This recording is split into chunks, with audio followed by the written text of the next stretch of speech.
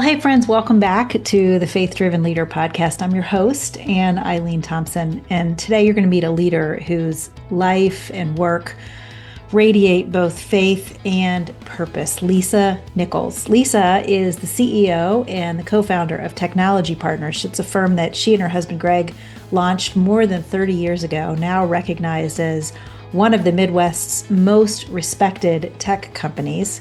She's also the creator and host of the Something Extra podcast, where she's interviewed hundreds of purpose-driven leaders, including some of the same folks that you've heard from on this show. But now she's also written her debut book. It's called Something Extra: Uncover Your Strengths, Unlock Your Potential, Unleash Your Impact. And it really captures the patterns that she's seen across these leaders who are making a long-lasting difference in the world, really, and in people's lives. And in our conversation, Lisa shares why she defines leadership as stewardship. She shares a great story about a pivotal moment when God reminded her, "When are you going to call me?" And how humility, courage, and purpose shape leadership that lasts. I think you're going to be encouraged, challenged, and inspired to consider what is the something extra that God has placed in you. Let's dive right in. Well, Lisa Nichols, thank you so much for joining us on the Faith Driven Leader podcast. I've been looking forward to this conversation for weeks. Thank you, thank you, thank you. Well, I am so excited as well, Anne. And you and I mean, we've talked in other modes, and it's like, oh my goodness. I mean, I seriously think we could talk for 10 hours and not run out of things to talk about. So I hear you. I am so excited to be here with you today. I've just been, yes, I would agree with you. I think there's something really special about meeting another leader who just gets it that God is in it. He's in it. And I'm so excited to learn from you today. I know our listeners are going to learn a lot from you. Here's how we're going to start off. This is almost always how I start off. I love to ask the question, how do you, Lisa, personally define leadership? And what's the connection to your faith? Yeah. Well, that's a great question. I love answering this question. Um, and I've never really looked at leadership like having the corner office or the title. I mean, I truly look at leadership as stewardship. And when I think about stewardship, I think about all the things that God's given me, whether it's my resources, whether it's my influence, because we're influencing people, whether we believe it that we are or not, right? Yeah. But I want Yes. to be influencing them in the right way. Um, it's really truly about how we can serve and impact people. And that's Yeah. being a good steward of everything that God's given to me. And, Yeah. at the end of my life, I once heard somebody say this, and I'm probably going to botch the way this was, but it's like you think about all the talents, all the skills, all the treasure that you have. And I once heard somebody say, at the end of my life, when I'm standing at the gate, and I'm meeting Jesus face to face, I don't want there to be anything left. Yes. Die I want empty. Die die empty. empty. I want to have There's a used it book. all. There's a book called Die Empty by a friend of mine, Todd Henry, who's a Cincinnati-based speaker and writer. And that's what he talks about. It's like, how do we give it all for him? Hmm. And it's interesting because I think sometimes people give it all, but they're giving it all actually for themselves. Right, exactly. And when we realize, and you and I have talked about this, when we realize who we are, that I am identity wise, I'm a daughter of the King Yeah. that actually laid down his life for me, Yes. that shed his blood for me. So my life, I mean, and I know that sounds really kind of to some folks can sound really weird. What do you mean my life is not my own? It's kind of my turn. It's my turn now. I mean, when you really realize what he's done for you, Yeah. then it's like really your opportunity to give back your life as a living sacrifice, which Yeah. the scripture talks about that. And so that's everything I have is really his. Yeah. And so to give that back, but really ultimately at the end of the day, it's about impacting people. And what have I Yeah. done? How have I impacted our team? How have I impacted my family? How have I impacted the people in the community? Yeah. And, our work. allows us to do that. It gives us the what's the word I'm looking for? Like the Journal stage or the the stage, the setting the to do that. setting to Yeah. do that, right? Yes. And I think about that and I think, gosh, with my work, how many people do I get to meet? How many people every day, right, do I have the Yes. opportunity to influence and to impact, but impact them in the right way? So Yes. that's key, Yes. right? It is, absolutely. I love that concept of stewardship, and that has come up a lot in a lot of the faith-led leaders that I have talked to. I was thinking about you have built an amazing career with your leadership of technology partners, with the Something Extra podcast. Now you've written a book. I'm curious, can you tell us a story about maybe one pivotal moment in your career, in your leadership journey, that you can kind of look back on and say, this really shaped my leadership. This was a moment that shaped me. Goodness, well, I can think of a lot of moments that have shaped me. Usually, probably, if I really sat and thought about it, probably something every day. But I can remember early on. So my husband Greg and I co-founded, we spent the first 10 years in corporate America and learning and growing. And then 31 years ago, we said, hey, we're wired very differently. And which is a beautiful thing. I mean, we each have our own individual strengths, but they complement each other really well. And so, about 31 years ago, we said, "Hey, let's build a company, and combine our individual strengths and build this company." So that was 31 years ago. Well, I mean, in that 31 years, there's highs and there's lows, Oh, right? yeah. But I distinctly remember earlier on in our business, and maybe it was probably about a year in, because I know my office was my bedroom. That's how I can Yes. kind of think, when was that exactly? Yeah. We were in a bedroom, a converted bedroom, and I remember it was just a really difficult time in the business. I mean, I Mm, think we had maybe lost some contracts, and I'm really truly like, are we going to make it or not? And yeah. I can just remember sitting in my office in our bedroom and just having this anxiousness come over me about the business and are we going to make it and this sort of thing. And so, I'm like, I need to reach out to somebody. I need to reach Yeah. out to somebody. So I first called my mom. My mom was always home. She was not home. Oh, She, of she did not answer course. the This phone. one And this time. was before cell phones, right? I mean, Yeah. I did have a bag phone, Orlando, but my mom did not have that. So we didn't have cell phones. She was not home.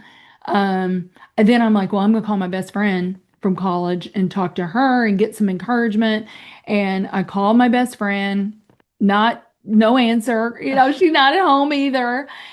And I've never heard God's audible voice, and I know that you would say the same thing. Or maybe you have, I don't know. I've never heard his audible voice, but in my spirit, I heard God Yes. say to me, "When are you going to call me? Oh, wow. When are you going to call on me?" Mm. And I'm telling you what, and that hit me so hard. Yes. And I'm like, prayer does not need to be a last resort. Prayer to God does not need to be a last resort. It is honestly one of the most powerful weapons that we have as a Yeah. believer is to call on God. And guess what? I don't have to go anywhere to do that. I don't Yep. have to go through another person to say, hey, I need to talk to God. Can I talk through you to God? No, God tells us in his word that we can approach his throne boldly. Yeah. And it was, whoa, it was a pivotal moment for me going, start with prayer. That's not Yeah. the last resort, right? And Jeremiah 33:3 has been a verse that's kind of been just a verse that I've held on to, even because I mean, I know that you've had your own company as well. Every day there are decisions that I'm Yep. like, I don't know how we're going to make this decision. I don't know what to do in this case. We've never dealt with this before. But Jeremiah 3 says, call on me and Mm. I will show you things that you do not know. Yeah. Yeah. And that is a powerful promise. And I believe Jesus is the promise maker and he's the promise keeper. Yeah. So if he says that, I'm going to believe it. So Yep. call on me and I will show you things that you do not know. So those times in our business, and there have been many of them where we're like, we just don't know. We don't know how we're going to handle this situation, this challenge. What are we going to do? And so going to the Lord in prayer first. And that was a Yeah. huge, huge pivotal time for me. Yes. Yes. I can so relate to that. And just that one line of, when are you going to call me? Wow, that's a keeper. That's a keeper. Right. I have Yeah. a good friend that says, what does she say? It's like God hits you between the eyes with a 2x4. Sometimes he does. Yes, that's Yeah. true. But That's yeah, true. So you got me thinking as you were saying that when we go to the Lord on certain decisions, sometimes he leads us to go a certain direction that isn't what other people would expect. It's not what logic would say. Do you have a story like that where God led you to make a decision that was not at all what maybe it quote unquote should have what been? logic would have told you? Yeah. Yeah. Yeah, I've got lots of those too, but one that comes to mind, I can remember, and this was years ago. We had the opportunity, we were pretty much a shoe-in for a really lucrative contract. It could have been Yeah. very, very lucrative for our business. Could have probably, from the world standard, taken us to a new level. Yeah. And after really praying about it, looking at that particular situation and values and things like that, we just did not have a peace about it. Hmm. And we walked away from that contract. But I can tell you, and the peace that we felt in Yeah. that no, it was unmistakably Yeah. God. And there's a scripture in First Samuel, I can't remember the exact reference, but it says, honor me and I will honor We'll you. honor you. Yes, honor me and I will honor you. And so really and truly, yeah,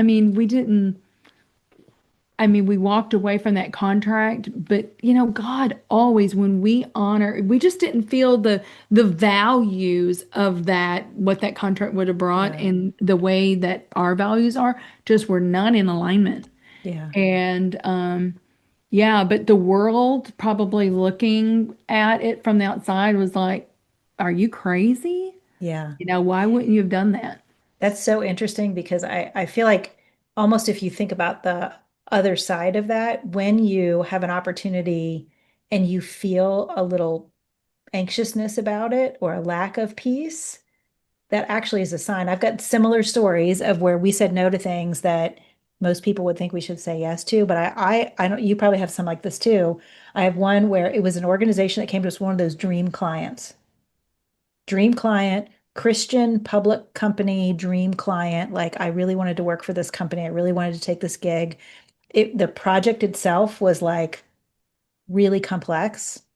And Mm-hmm. any other time I would have looked at the brief and been like, this isn't a project that we can do. We're going to have to break this into pieces. But I was so enamored with wanting to do this. And I remember feeling a lack of peace, and we did it anyway. And Mm. it flopped. It It flopped. flopped. And it Mm-hmm. was such a learning. I mean, the Lord makes good of all things. But I think that asking for peace, but also recognizing when you don't have it, Mm-hmm. That's a sign. it's a sign. It doesn't Mhm. necessarily mean don't do it, but it certainly means go to Him and ask him about it. Whether that's, I'm going to take this job or this promotion or this relocation or this opportunity that's in front of me. It's so tempting Mm-hmm. to just follow the prestige or the money or the fame of whatever is right in front of us. Well, trust me, we had those stories too. I'm sure we all Where have we, them. where we, against those red flags, Did it said, anyway. did it anyway. Yeah. And yeah, I can't, to be honest with you, if I really sat here and thought about it, I can't think of one of those that went well. Yeah. So, you and I have talked so much about trust. Yeah. You call it, Yeah. like really just complete trust. I Uninhibited trust. Yep. uninhibited trust, Yeah. right? And Yeah. God is so good and so faithful, and we can trust him. Yep. We can trust him. He wants good things for us, and Even when it doesn't make sense on paper, we can even when trust it, him. right, Yeah, for sure. yeah. So, you've mentioned we were talking before about not everybody that works for you is a believer. The company I led, not everybody that worked for us was a believer. Tell us a little bit about how your faith, like it kind of impacts your leadership on a day-to-day basis with your team, maybe with some of the clients or vendors that you work Right. with. How do you do that? Yeah, good question. I have to tell you, it's at the center of everything. Yeah. And whether people realize it or not, it has impacted so much. So, a few just really practical things is like our core values. Yeah, I mean, Mm. it's not, we don't say this is from the Bible, but every Yes. core value that we have is how the Bible would have told us to operate, right? Yeah. So our core values, our business model. So the way that our business model is structured is that we really operate on a very low flat margin, which is very different from the way our competitors would operate. But Okay. what it does, and it gives the people that are working for us the lion's share of what's being billed, and it's also not gouging our clients. So Mm. we are taking a lower margin, and the story. I mean, we have to work on volume, Yeah. to Yeah. make it up. We're not making all of our profitability on one client, Right. I mean, we've got to work on volume, but that business model of making sure that we are creating wins, that we are not being greedy. I mean, Yeah. certainly, we have to be good stewards again of what Back to God has taught, stewardship. back to Yeah. stewardship, right? Yeah. But yeah, our business model, we have a corporate social responsibility program called Lift. It's Lives Impacted, Futures Transform, where there is a formula in how profitable the company is. There is a pot, that is Yeah. going to help organizations that we care about, like Yeah. the Tebow Foundation that's fighting human trafficking. We have a whole committee that when Okay. those requests come in, it's not just Greg and I. I mean, there's a committee that Yeah. that um, that upholds our pillars, and certainly we're not going to support anything that is not in alignment with our values. Yeah. But I mean, we've been able to support so many organizations, but it's again, and that's a biblical principle, right? To whom much Yeah. is given, much is required. Yeah. And we know that we've been given so much and blessed so much that it's important for us then to make sure that we are given back and Yeah. in that way. So yeah, I mean, whether people believe it or whether they realize it or not, there's Yeah. so much of what we do that has flown right from our faith and biblical principles. Yeah. I love the idea of, I often tell people like the best business book out there is the Bible, right? Because if you actually look at the It life is of Jesus, you want to talk about a leader of impact. the I most mean, it's influential leader 2000 of years our time. later and he still has followers and people learning from him and wanting to be discipled by him, right? And so Mhm. that you can't get a better leadership book. And whether or not we give you the verse, the citation of the verse, Yeah. there is so much biblical wisdom. You've already mentioned some of it about, Servant leadership. I mean, yeah, Jesus said, I did not come to be served. I came to serve. yeah, And he had so many examples of that, Anne, where he's yeah, washing the disciples' feet. I mean, he lived it. I he mean, did. talk about it's the book, it's the model. He was the model.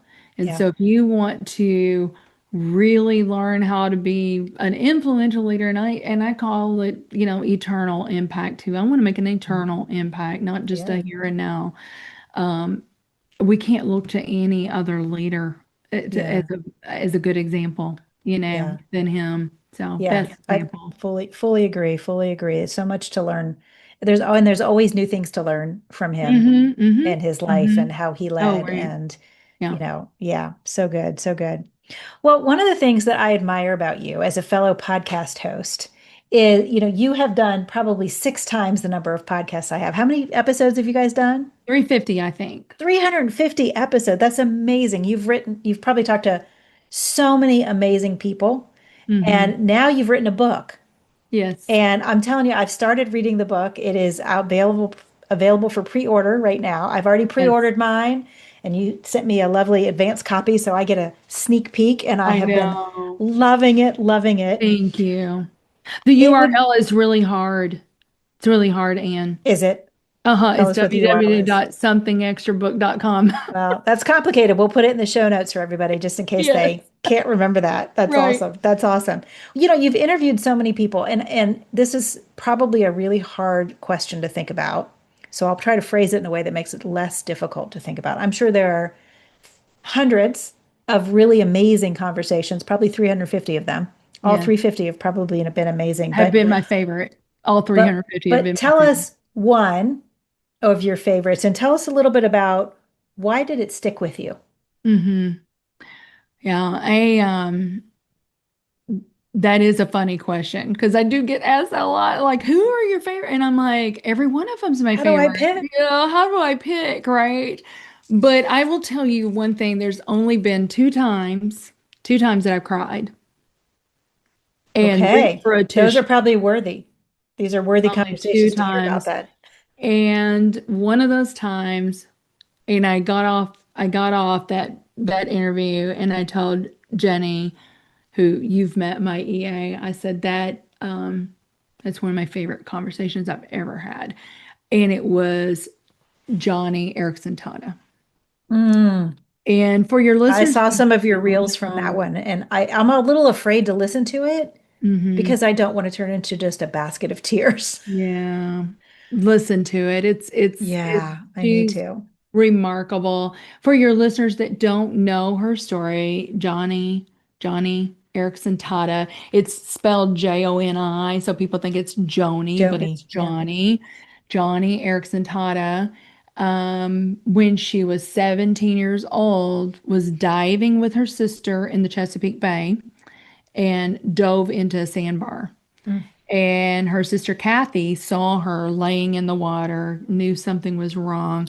Well, there was a break, I want to say between the fourth and fifth. I can't remember exactly right now, between the fourth and Of the a fifth vertebrae, yeah. cervical break. And Johnny has been, she's a quadriplegic and has been in a wheelchair for 58 years. I mean, she basically, I mean, she can speak, but like when she goes to sing and stuff, her husband Ken has to push on her diaphragm to help her with her Mm. air.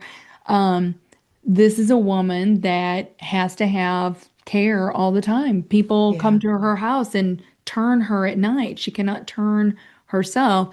Um, and you would think, honestly, somebody like that, it's just like you would just think, oh my goodness, they just must be so depressed and they just must yeah. be, woe is me. That is not Johnny. Now, here is what she told me though, and that just, whoa, just got my heart. The first 2 years, because she was only 17, she had Yeah, a so scholarship young. to go to college. All of her friends are going off to college, and here she Wow. is, well, she was spent like months and months and months in a rehab hospital. And they would have to turn her. And so, Mm. like, one of her sisters would get down. So, like, Johnny, think about her, face is facing the Face floor. down, yeah. And then her sister would get underneath her and, like, look up at her and read the Bible and stuff. Oh, But anyway, she said that first 2 years, and you can just imagine this, right? She prayed and asked God, please let me die. I just oh, want to die. And she goes in, I'm not dying.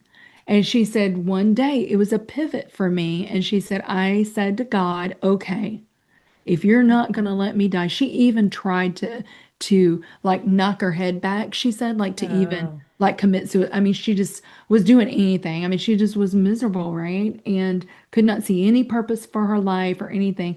But she prayed this prayer and she said, God, if you won't let me die, please show me how to live. wow. Oh, And it was whew. a pivotal time for her. And if go look her up, listeners, if you don't know Yes, about Johnny, she's written over 50 books now. yes. She took Father Lawrence's book, and wrote In the Presence of Jesus. She has written, about suffering. Now, I'm going to tell you one little thing, and this is just what really, really got me with her. She lives with joy. And I mean, like she is in her center there in California and going through the halls singing, singing Oh, praise and worship music. It kind of reminds me of Paul and Silas, right? In the jail cell, like singing at midnight and everything. yeah. But still having joy in the circumstance. She has impacted so many people. But let me So tell many you, people. Yeah. one little personal thing here. So our daughter Paige is our middle child. Paige was diagnosed with a lot of autoimmune diseases 6 years ago Mm, okay. and completely derailed her life. I mean, there was a point in time for about 18 months that she could not walk. She was in a Oh, wheelchair. Um, wow. she was diagnosed by Mayo Clinic with small and large fiber neuropathy. But what comes with that is chronic pain. Uh, Well, Johnny lives in chronic pain too. And I had just mentioned this to her, I said, Paige lives in chronic pain. Like a few days after the podcast, and I get a book from Johnny about suffering and God in the suffering with a personal letter to uh, Paige wow. about living with her chronic pain and just Yeah. what God has taught Johnny through that adversity, right? And Yeah. how to trust in him more. I am telling you what, that I will never, ever, ever forget the conversation with her. I remember in high school, a movie came out about her. I want to say it was like Yeah. maybe 1980. I It's I think called I recall Johnny. that. Yeah. Yeah, and for listeners that don't know her story, go and Go. watch the movie, buy her books. Mhm. But she's impacted so many people, and especially people in the disability Yeah. community, Oh, yeah.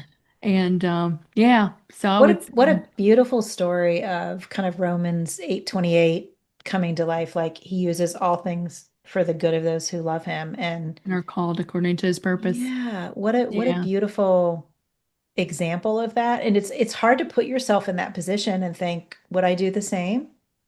Could I do the same? Am I Hmm. capable of that? And she Hmm. probably didn't think she was capable either, but Oh, what a cool story. I What a know. what a Just so. see, this is why I love hosting podcasts because you just get to have this conversations with people that you just everybody has a story. Hmm. And man, to get the detail of them and understand them and ask the Lord, like, what are you trying to teach me through this is so incredible, such a cool opportunity. Absolutely. No, I told her, I said, I want to come see you, So Yeah. I'm going to try and figure that out, how I can actually go see her in person. And then that our youngest daughter has Down syndrome. So Yes. I'm like, and I want to bring Allie and Paige to meet you. And, so Yeah. Oh man, anyway. that's amazing. That's amazing.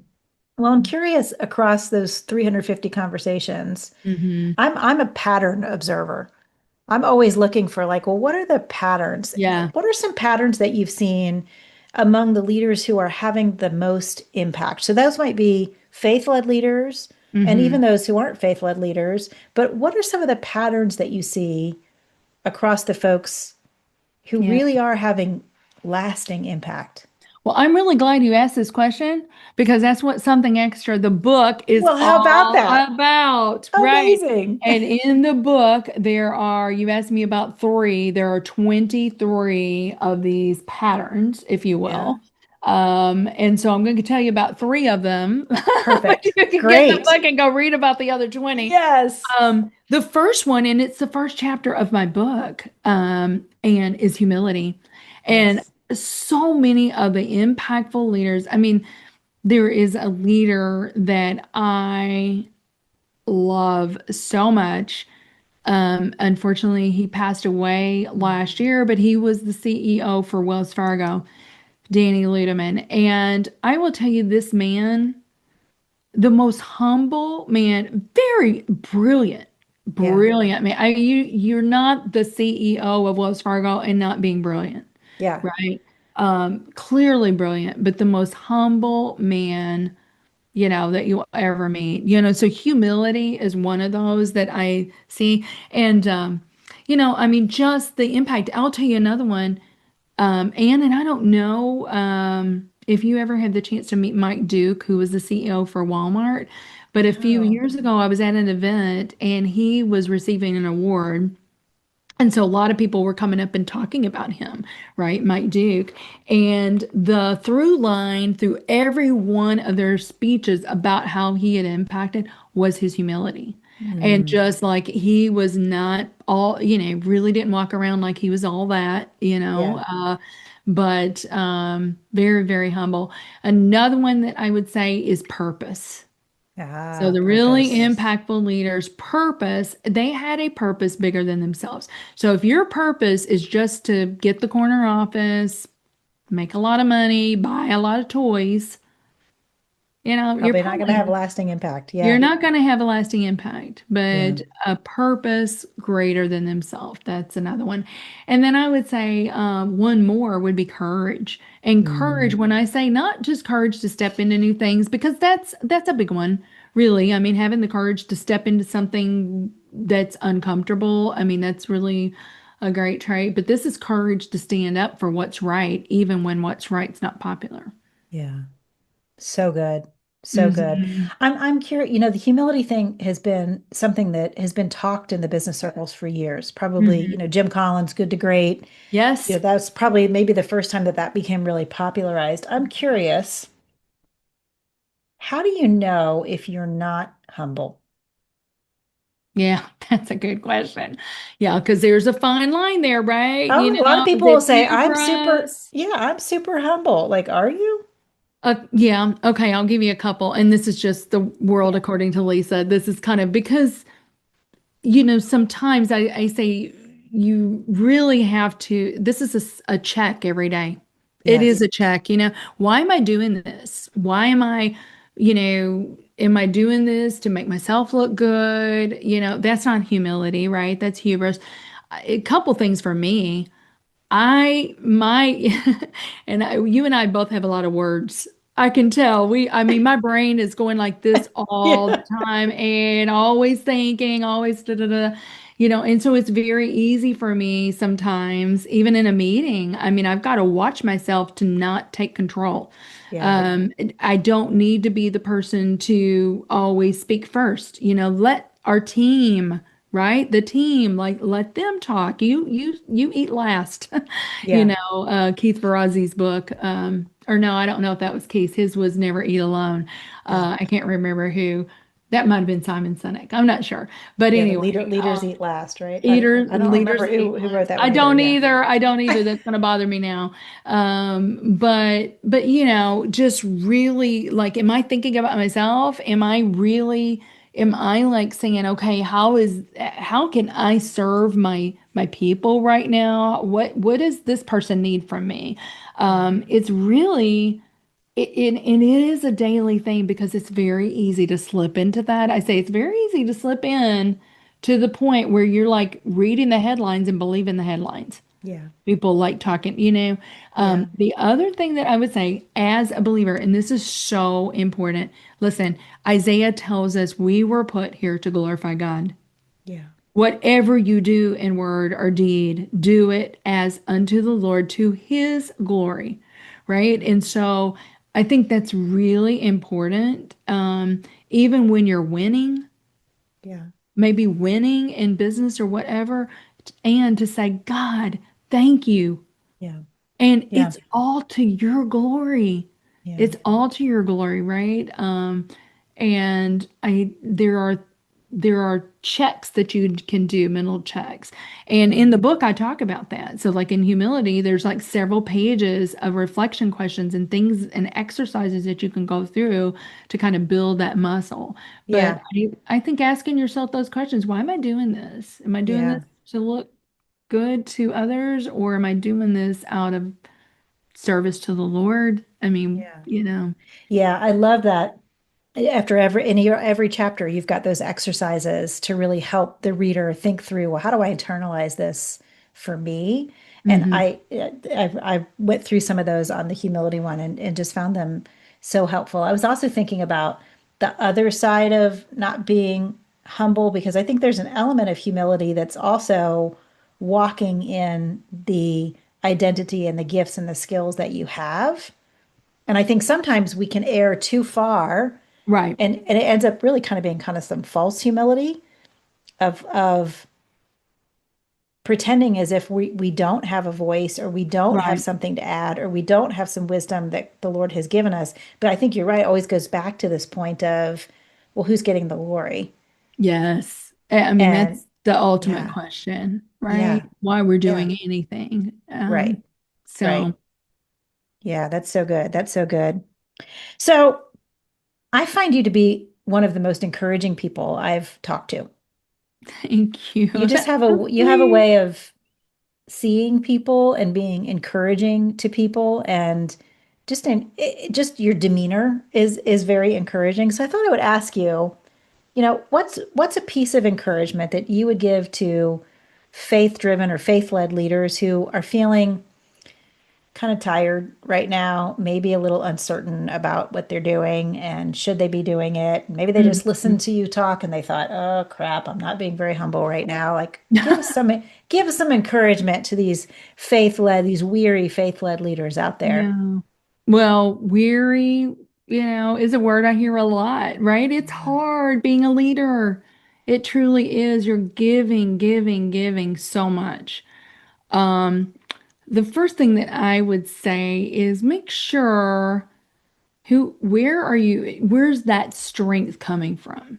Are Mm, you, if you're feeling weary, the Bible tells us that his strength is strong in our weakness, yeah. right? Yeah. And it's really not about our strength. And I think sometimes, and that's why we feel weary, because Yeah. we're trying to do all of this in our own strength.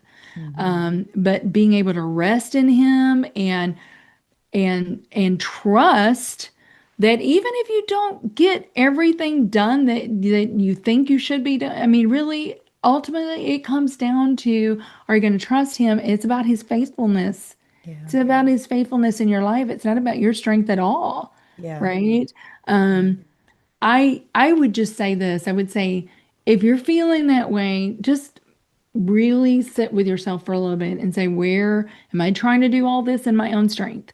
And God, you tell me in your word that in my weakness you are strong. I Yes. need your strength. I can do nothing. I love to say that, and I believe it with all my heart. I am nothing and I can do nothing without him, right? John 15:5 is a favorite verse of mine. But I would say to that leader, I would say just number one, you're not alone. This is very Yeah. common. Very Yep. common. Number one, you're not alone. And the second thing that I would say is, lean on him. Lean on Yeah. him. He says, my yoke is easy, my Yeah. burden is light. And that's a promise, Yeah. right? So, yeah. And also, rest is not a bad thing. It's very biblical. It's Yes. very, I mean, God, did he need to? The scripture tells us he does not slumber. He doesn't Right. sleep, right? It's not, oh, Yeah. I need a nap. No, he does not. But he modeled the Sabbath, He did. not for himself, but to show us. He did. He did. You know what's interesting, Lisa? I think people forget. People think Sabbath is the last day of the week. Hmm. God rested after he was done. But what they don't think about is Sabbath is for us. And that was the first thing he wanted Adam. Like it was the first day after he created Adam and Eve. He said rest Hmm. Yes, before he told them to work. We have right, it totally backwards. We kind of stumble into Sabbath because we have no choice because we've worked our tail off to the point where we're exhausted. Versus saying, if we thought about it as this is my opportunity to build up some strength, to build up some right, energy, to build up some momentum that then will propel me through the rest of the week. It's much more of a pendulum in that case versus a run until you can't run anymore right. and fall into Yeah, it. yeah. Yeah. I love Hmm. that. What I love, Lisa, about what you shared was in the beginning of the conversation, we talked about you, the pivotal moment of hearing God say, "When are you going to call me?" And that's basically what you just said. Hmm. When we're feeling weary, when we're feeling run down by our task lists and our calendars and all of those things, like, are we leaning into him? Yes. Because Call if on the me. burden feels heavy, we're probably not. Right, right. Because he says, my yoke is easy and my burden is light. So if we're Right. really leaning in, I mean, Yeah, we just can't I do it. We can't do it in our own strength, that's for sure. Yeah, I do really think it's an interesting sign for leaders to be thinking about. Like, if you are feeling burdened, are you are you really abiding in him Hmm. in that moment, in Right. that area of your work, in that area of your job, and maybe in your parenting or in whatever it might be, that actually is a clue Hmm. that he wants to take some of that burden off That's because he doesn't right. want us to be burdened like that. He wants us to have full and abundant lives. That's He came so we would have life and life to the full. So, Exactly. And yeah, I love what you just said because that's one of my favorite verses, John 15:5. And John 15:5 talks about abiding. yeah, I am the vine, you are yep, the branch. I am the vine. I'm the one that's rooted and getting all the yeah, nutrients and all the things that you need to whatever it is that you're doing, right? yep, He who remains in me and I in him will bear much fruit. much I've fruit. always loved that. And because it doesn't say you're going to bear a little fruit, it Yeah, says you're going to bear much fruit, for apart much from me, fruit. you can do nothing, right? I would say that is a good litmus test too. If you're Yeah. feeling that weariness, are you putting him at the center? I had this conversation with my middle daughter yesterday or last night. My girls own a jewelry company. It's awesome. It's That's awesome being a amazing. mom of daughters who own a jewelry company. Yeah. But they were doing an event last night with about 500 women. And so we had about a 40-minute drive and we're talking. And she had said to me, she said, Mom, I'm feeling a little bit spiritually dry right now. Mm, And just, very openly. And I said, you know what? We all go through those seasons. Number yeah. one, you're not Yeah. alone in that. But what you have to ask yourself is, how much time am I communing? How much time am I Yeah. communing? Because if I am not doing that, then yeah, you're going to feel dry. I mean, goodness gracious, Anne, I'm preaching to the choir here because you're a coach, but you cannot pour from an empty cup. Yeah. Yeah. You It's so can't. true. And we need to be filled up. We need to be abiding. We need to be communing. We need to be staying connected to the vine. But the Amen. promise is, if we do, we will bear much fruit, We will bear much fruit. Yeah. right? Yeah. Yeah. So good. So good, Lisa. So I want to close with some more detail about the book and how people can get the book and how people can Yes, follow along with what you're doing. Tell us a little bit, tell us what we need to know so we right. can get a hold of your book, we can follow you, we can connect with you. Okay. Well, I'm very active on LinkedIn. Very active on LinkedIn. So you can connect with me there. The book is called Something Extra, and it is a compilation. I mean, obviously, I've had 350 people on my podcast. I can't have 350 people in the book, but there are about 70 leaders that are highlighted in the book. Our daughter Allie was the inspiration for Something Extra. If you know anything about Down syndrome, it's an extra 21st chromosome. Yep. So she clearly scientifically has something extra, but I say all the time, she's got lots of something extras. If you've never encountered someone with Down syndrome, I mean, she's got lots of something extras. Yeah. So she was the inspiration, but it's a leadership book. So it's really a compilation of about 70 different leaders. There are Allie stories woven in there, and of course, my own perspective from being in leadership for Yeah. a few years now. But the pre-order is live right now. You can go and Yep. pre-order the book at www.somethingextrabook.com. There's a landing page there. You can join the launch team. When you join the launch team, you'll get the manuscript early, and then Yep. the official launch is 9:30. So then you'll get your hard copy book at that point. And then if you're anywhere in the area, we got a big party that's planned Oh, for the 30th of fun. September at the Reverie in St. Louis here. So yeah, you'd be invited to that party as well. And yeah, and there's a LinkedIn group, a Something Extra LinkedIn group that you can Awesome. join, and updates will be there as well. So Awesome. I just want to encourage folks. Like I said, I'm probably about a third of the way through the book, and it's a I don't mean this in an odd way. It's an easy read because mhm. it's so narrative. There's so much good storytelling in it, and you'll be inspired. You'll be equipped. You'll start to think about things a little differently Yes. because I love that you have pulled out what are these characteristics that allow leaders to really have a lasting impact. And we want Impact. that. That's okay that we want that. We go back to the producing good fruit. Like Right. we should want that. Exactly. He's wired that into us to want that. So Yes. how can we do it and do it effectively? We can learn from others who've gone before us. And your book is such a great resource for that. I'm so excited for people to read Thank it. you. Thank you so much. And I can't wait to get Yes. yours when it launches next few Yes. months. So, Yes. and thank you so much. This has been so much Yes. fun. Thank you so much for joining us, Lisa. It has been an absolute blast, and I look forward to staying in touch with you as you continue to grow your presence and be listening to your podcast and get all kinds of great insight from it. Thank you so much for joining us. And thank you. Wow, wasn't that just such a rich and faith-filled conversation with Lisa? And I'm always so energized when after a conversation with Lisa. I hope you're feeling that way too. Here are a couple takeaways that I hope stick with you the way they're kind of sticking with me. The first one is that leadership is stewardship. Everything that we've been entrusted with, our influence, our resources, our opportunities, it's not just for us, it's for impact. And I love that Lisa has so many stories about what that looks like from her podcast and from her own journey and her own story. Second takeaway, prayer, it ought to be our first response, not our last resort. That moment that Lisa shared about hearing God ask, "When are you going to call me?" It's just such a good reminder to bring every decision, big or small, before Him.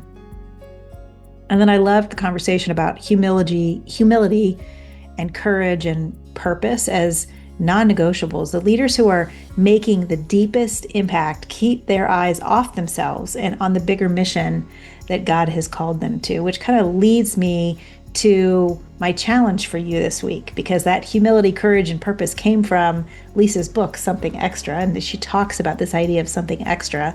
What is the something extra that God has extended to you, that God has entrusted to you? And how are you using it to serve others? So that's your challenge this week, is to think about that. I also really want to encourage you to pick up Lisa's new book, Something Extra. It's available for pre-order right now. You'll find the link in the show notes, along with details on how to connect with Lisa, how to connect with her podcast. And while you're there, keep an eye out for updates on my own upcoming book, Faith at Work, which is launching this fall. I cannot wait to share more with you soon. You can visit the show notes to join the launch team and stay in the know as we get closer to launch. Well, hey, until next time, let's continue to lead with faith and grow with purpose.